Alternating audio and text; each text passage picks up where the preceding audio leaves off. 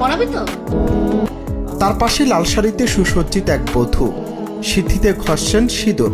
এ কোনো সিনেমার দৃশ্য নয়, বরং আসানসোলের সোমাচিল চট্টোপাধ্যায়ের বাস্তব জীবনের এক বুক ফাটানো লড়াই।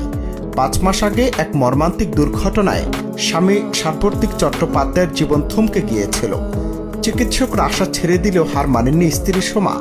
স্বামীর স্মৃতি আর অনুভূতি ফেরাতে প্রতিদিন হাসপাতালের কেবিনে তিনি সেজেগুজে আসেন, মাখেন স্বামীর পছন্দের পারফিউম, যেন ভালোবাসার গন্ধে ফিরে আসে হারানো প্রাণ।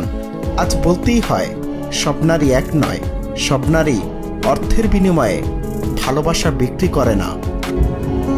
আমি আসছি বাবা, ওয়েট। হ্যাপি অ্যানিভার্সারি বাবা।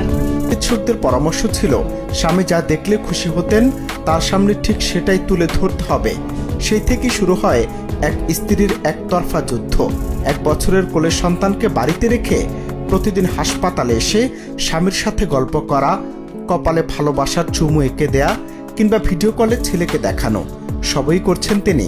সম্প্রতি তাদের বিবাহ বার্ষিকীতে হাসপাতালের কেবিনে কেক কেটেছেন সোমা। আর সেই দৃশ্য দেখে দীর্ঘ মাস পর সার্বত্রিকের চোখের কোণ দিয়ে গড়িয়ে পড়েছে জল, যা কিনা এক চিলতে আসার আলো দেখাচ্ছে।